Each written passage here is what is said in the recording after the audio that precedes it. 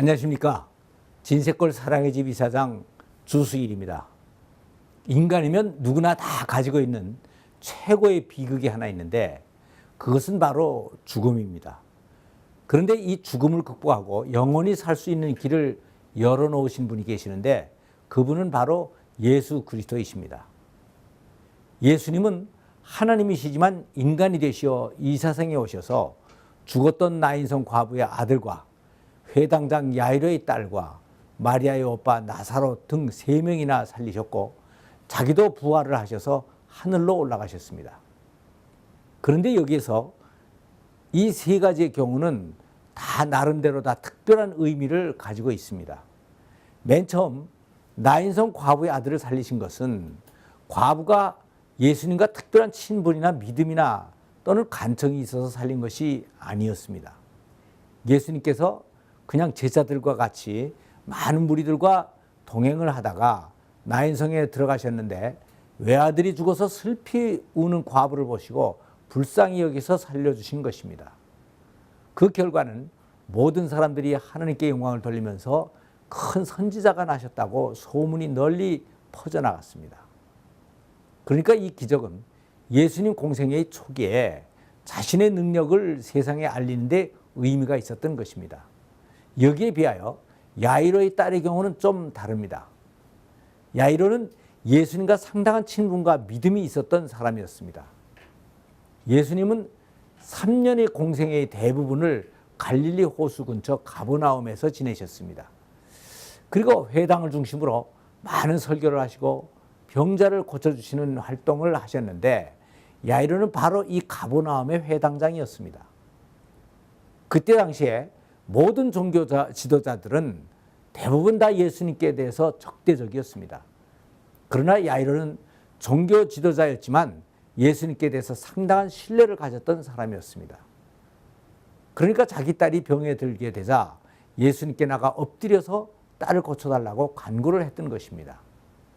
회당장이라면 그 지역에서는 상당한 지도자이고 나이도 상당히 먹은 원로였습니다.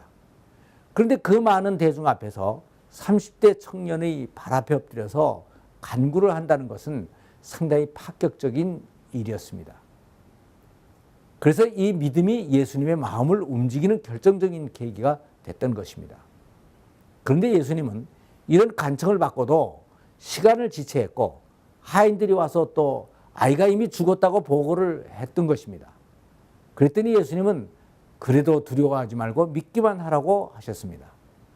그리고 현장에 가서는 아이 부모와 베드로와 요한과 야고보 등의 소수의 사람들만 집안에 데리고 들어가서 아이를 살려주셨습니다. 그리고는 이 일을 주위에 아무도 알리지 말라고 주의를 주었습니다.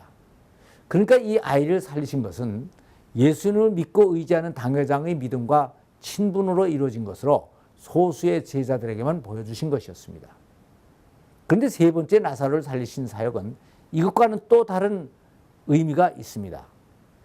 예수님께서는 공생애의 마지막 초막절에 예루살렘에 들렸다가 유대인들이 잡으려고 하자 아직 때가 아니라고 생각을 하셨기 때문에 유대를 떠나서 요한이 처음 세례를 주던 요단강 쪽으로 피신을 하셨습니다. 그런데 마지막 6월절이 되자 때가 찬 것을 아시고 다시 예루살렘에 들어가실 것을 결심하셨습니다. 그런데 베다니에 살고 있던 마리아와 마르다가 사람들을 보내서 주님께서 사랑하시는 자 나사로가 병이 들었다고 연락을 해왔습니다. 예수님께서는 예루살렘 근처의 베다니에 살고 있는 이 3남매하고는 아주 친하게 지내셨던 것 같습니다. 그래서 자매들은 주께서 사랑하시던 자가 병들었다고 연락을 해왔던 것입니다. 그런데 예수님은 이틀을 더 유하시고 베다니로 가셨습니다. 그 이유는 예수님께서 이번에는 단순히 병든 것을 고치는 일보다는 사람들에게 완전히 죽은 다음 장례까지 치른 사람을 살리는 기적을 보여주는 사역을 하시겠다고 생각을 하셨던 것입니다. 그래서 예수님은 나사로를 살리시기 전에 마르다에게 나는 부활이요 생명이니 나를 믿는 자는 죽어도 살겠고 살아서 믿는 자는 영원히 죽지 않을 텐데 내가 이것을 믿느냐 하고 물으셨습니다. 그랬더니 마르다는 예 그렇습니다. 저는 그리스도시요 세상에 오시는 하나님의 아들이심을 믿습니다. 라고 대답을 했습니다. 그러니까 예수님은 이 믿음을 확인하시고 무덤까지 가셔서 나사로를 살려주셨습니다. 그래서 이 일은 많은 사람들이 예수님을 믿고 따르게 했고, 또 예수님께서 예루살렘으로 입성을 하실 때는 예수님을 따라와서 연도에 나와 수많은 사람들과 더불어 종려나무 잎을 흔들며 호산나 다윗의 자손이여 하면서 소리를 지르는 계기를 만들었던 것입니다. 그러니까 그때 당시에 정치 종교 지도자들은 이러한 것을 보며 예수님을 메시아로 받아들이든지 아니면 죽이든지 하는 둘 중에 하나를 선택할 수밖에 없는 상황으로 몰리게 됐던 것입니다. 이것은 세상의 모든 인간들이 인생을 살면서 어느 순간에 필연적으로 맞이하게 되는 결정적인 순간과 같은 것입니다. 이 선택에서 중립은 없습니다. 저는 믿지 않는 가정에서 처음 예수를 믿었기 때문에 아버님으로부터 많은 핍박과 조롱을 당했습니다.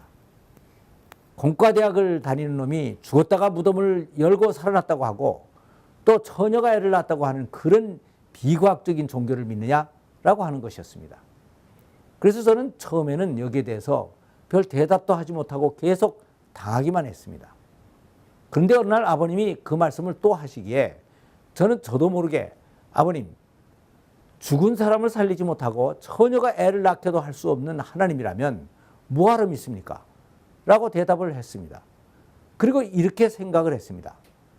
지금 이 세상에는 과학적이든 비과학적이든 의학적으로든 종교적으로든 창세 이래로 인간이 죽음을 극복했다는 얘기가 기독교 외에는 없습니다. 그리고 일단 죽으면 모든 것이 끝나버리고 맙니다. 그러니까 어디서건 만일 죽음을 이긴 영생에 대한 얘기가 있다면 인간들은 그것이 몇 백만 분의 1의 확률밖에 없다고 할지라도 우리의 인생은 여기에다 걸어야 되는 것입니다. 우리 인간들은 이것을 계산하고 따질 만큼 여유가 있는 존재들이 아닙니다. 그렇습니다. 기독교는 생명과 부활의 종교입니다.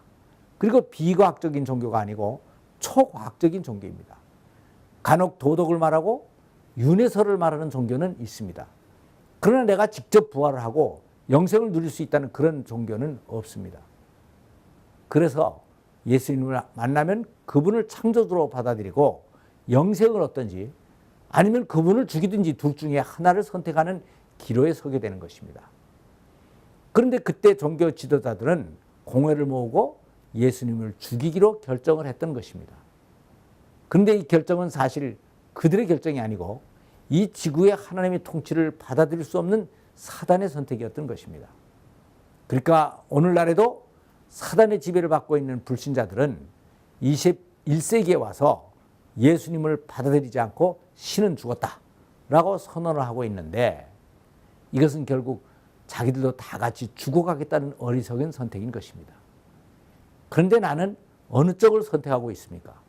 이것이 바로 나의 영원한 운명을 결정짓는 것입니다. 감사합니다.